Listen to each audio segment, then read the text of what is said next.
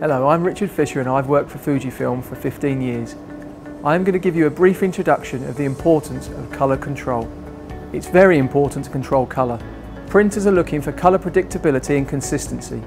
They expect their advertising to be reproducible on a variety of inkjet devices with consistent results, even though those different devices reproduce colour differently. They need to ensure corporate or spot colours can be reproduced successfully, and with no colour control in place, this becomes increasingly difficult.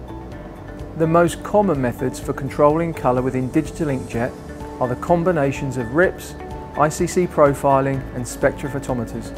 A RIP gives the printer a consistent environment to work within, while spectrophotometers capture the colour data of the printed ink, thus enabling the printer to create individual ICC profiles of their device's ink and media combinations.